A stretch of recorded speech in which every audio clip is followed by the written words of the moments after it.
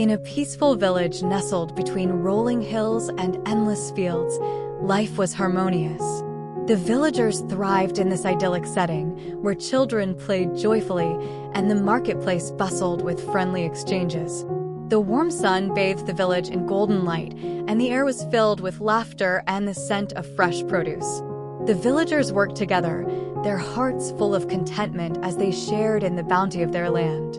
On the edge of the village, a young girl named Lina lived with her family in a small, cozy cottage. One afternoon, as Lina tended to her family's garden, she discovered something extraordinary among the plants, an unusually large and vibrant watermelon.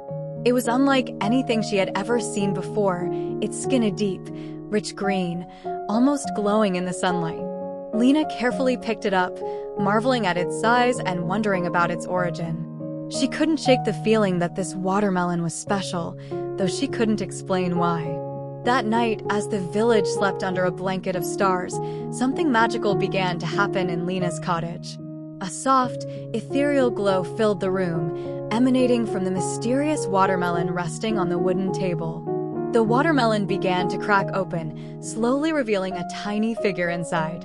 Out stepped a fairy, no larger than a thumb, with delicate wings that shimmered like the morning dew. The fairy had been waiting, hidden within the heart of the fruit, for the right hands to free her from her slumber. Her wings fluttered softly, casting a warm, magical light throughout the room, creating an atmosphere of awe and quiet wonder. The next morning, the villagers awoke to a miraculous sight.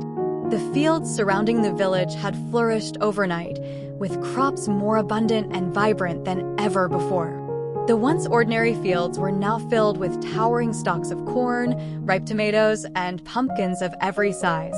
The villagers were amazed, gathering in the fields with wide eyes and joyous hearts. Lina, standing in her garden, saw the cracked watermelon shell and the tiny fairy sitting on a sunflower leaf, smiling up at her. The fairy spoke softly, her voice like the whisper of a gentle breeze.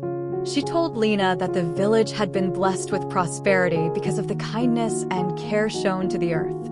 And so, the watermelon fairy became the guardian of the village, watching over the fields and ensuring their continued abundance.